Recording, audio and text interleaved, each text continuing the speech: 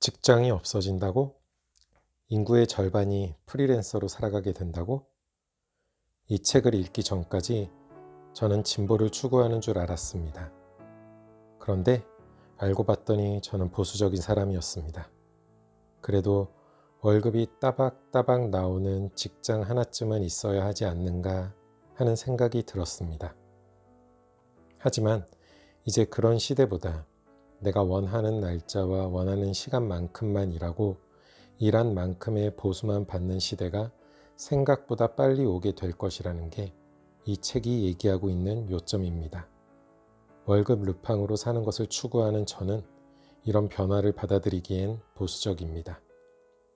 긱, 직장이 없는 시대가 온다. 안녕하세요. 오늘은 취업과 창업, 그리고 계속 근무할 것인가 퇴사할 것인가, 아니면 제3의 길, 긱 경제를 선택할 것인가를 다룬 긱이라는 책에 대해 나눠보려고 합니다. 이 책은 2018년에 발간되었는데 이런 장르의 책에 관심이 없던 저는 이제서야 이 책을 읽어보게 되었네요. 긱은 곧 임시로 하는 일이라고 합니다. 그리고 직장에 존재하는 지긋지긋한 꽉 막혀있는 상명하복을 벗어나 세상에 진짜로 필요한 일은 긱이라고 하네요. 긱 경제를 설명하기 위해 우버 이야기가 많이 나옵니다. 그 이후에 등장한 긱 스타트업들은 모두 무슨 개의 우버라는 칭호를 받았던 것에서 알 수 있듯이 우버는 긱 경제를 이끌어 나가는 선두 기업이자 제일 큰 기업입니다. 긱 경제를 통해 일하는 사람들이 얻을 수 있는 가장 큰 장점은 바로 일의 삶을 맞추는 게 아니라 삶의 일을 맞출 수 있다는 것입니다.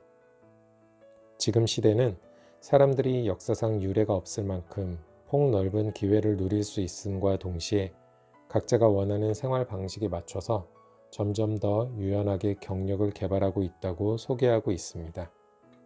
하지만 긱 경제에는 단점도 많습니다. 대표적인 것이 일반 직장에 다니면 자동으로 가입되는 4대 보험과 같은 것인데요. 긱 경제에는 이러한 보험이 가입되지 않기 때문에 근로자 본인이 직접 알아서 가입해야 하고 일하다가 사고를 당해도 산재 처리가 되지 않는다는 부분이 있습니다. 이 책의 중반부에 지금 보시고 계시는 페이지에 이런 내용을 다루고 있는데요. 독립계약자로 청소 일을 하는 사람에게 필요한 물품은 알아서 사야 한다고 소개되어 있습니다. 그리고 고객과의 시간 약속을 못 지키는 청소원은 보수가 삭감되기도 하죠. 이뿐만이 아닙니다. 우버의 경우 처음 등장했을 때보다 이용료가 낮아져 결국 유지비를 빼면 실제로 기사의 손에 떨어지는 금액은 월마트의 풀타임 평균 시급보다 조금 떨어지는 수준이라고 합니다. 오늘 밤 비가 온다면 여러분은 어떤 느낌이 드세요? 비 오는 게 반가우세요? 아니면 비가 안 왔으면 하는 마음이세요? 비는 어떤 사람한테는 충분하고 어떤 사람한테는 넘치고 어떤 사람한테는 턱없이 부족할 수 있습니다.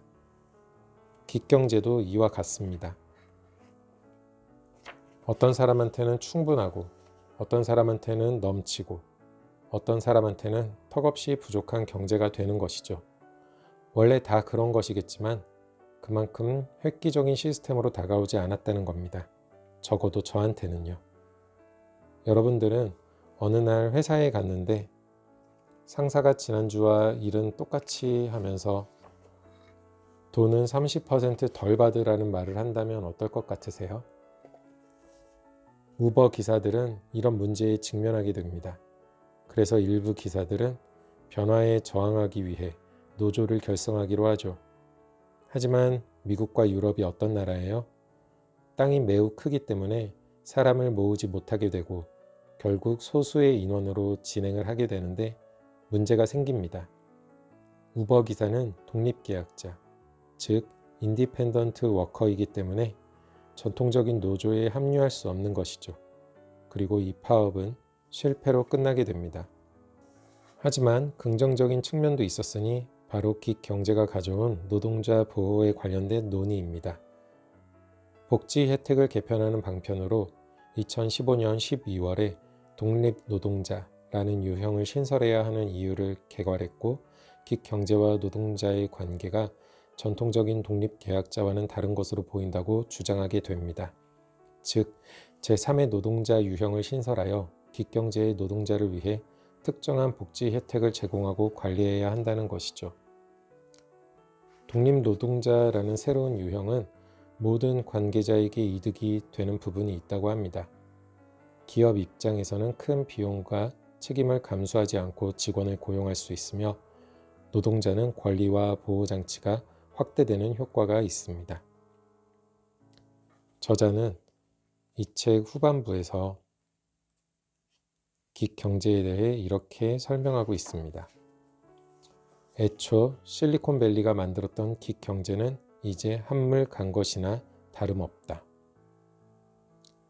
긱경제는 이제 시작입니다. 직업의 안정성뿐 아니라 삶의 안정성도 중요하기 때문에 지금과 같은 출근과 퇴근을 반복하고 야근을 반복하며 삶의 질을 낮추는 일보다 출퇴근이 자유롭고 하고 싶은 만큼만 일을 하는 긱경제가 활발해지면 노동자가 더 나은 삶을 살 수 있을 수도 있지만 어두운 면도 분명히 존재합니다.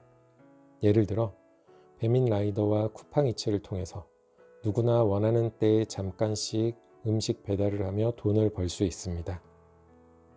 어떤 사람들은 배민 라이더로만 한 달에 600, 700씩 벌었다고 인증샷을 올리기도 하죠. 좀 더 자세히 얘기를 들어보면 하루에 12시간, 13시간씩 배달 일을 했다고 합니다. 이런 사람들에게 정말 자유가 있을까요? 새로운 시도와 새로운 경제에 대해서는 찬성이지만 어쩌면 지금의 긱경제는 삶의 안정성을 높여주기보다 오히려 낮추고 있는 것이 아닐까 생각합니다. 하지만 세상은 어쨌든 변화하는 중이며 앞으로 더욱 빠른 속도로 변화되어 갈 것입니다. 그렇기에 우리는 취업이냐, 창업이냐, 계속 근무할 것인가, 퇴사할 것인가 결정해야 하죠. 이 책의 마지막 문단을 소개하며 이번 리뷰를 마칠까 합니다. 긱경제는 한때 그 창조자들이 상상했던 것과 달리 노동의 미래에 대한 주문형 개선책이 아니다. 그러나 노동의 미래가 구체적으로 어떤 모습으로 다가올지 전망하고 그에 대비하기 위해 우리가 구체적으로 어떤 수고를 기울여야 할지 고민한다면 긱경제가 현실의 생생한 사례로서 매우 중요한 역할을 할 것이다. 오늘도 영상 시청해 주셔서 감사합니다.